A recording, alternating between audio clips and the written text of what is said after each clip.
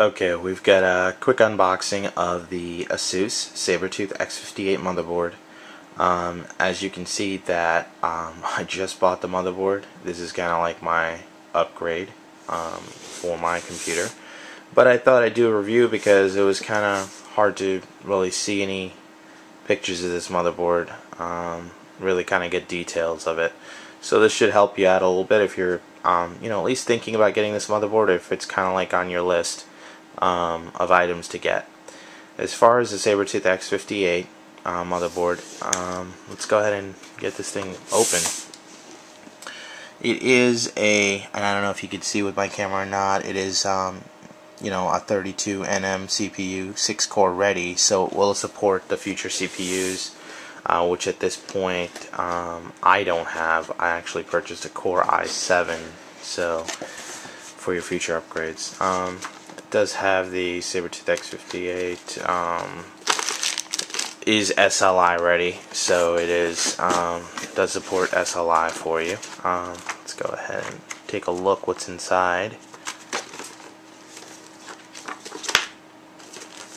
It's kind of the instruction manual here, and we've got the I/O shield here, manuals. Got the SATA cable here, I believe. Yep, and more cable. Got a SLI connector there. Some clips. And let's go ahead and take a look at the motherboard here itself. I have not opened this. This is the first time that I'm opening it. I don't know why it isn't like taped a little bit better. Okay, here it is, the Asus X58. That's some of the features on this that I think that you should know about, which are, I believe, let me just kind of operate this with one hand, fairly important.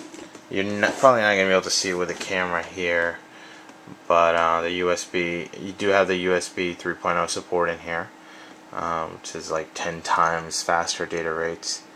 Of course, it doesn't say 10 times faster for everything. There's got like some kind of generic mem-OK function here, which you kind of just press a button on the motherboard itself. And I'm trying to see where exactly. It's like over here near the. It's like a little button you press near the memory, right here, mem-OK. Now what you basically do is like you press mem-OK, and it kind of takes care of your like memory. It just kind of like resets everything, or resets it to a certain default setting for your memory to automatically function. There's some special design with the I/O shield here, which is right here.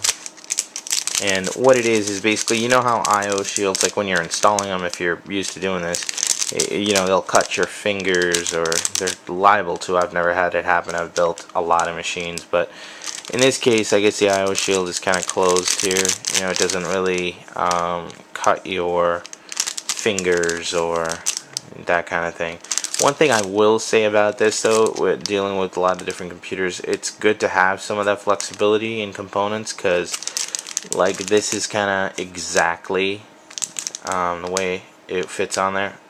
I will say that it's good to have a little bit of flexibility. Like I think it shows it here on the box somewhere. Yeah, right here. You can't see it probably. If you can get a picture of the box somewhere else, probably be helpful. I will try to post some pictures on here as well.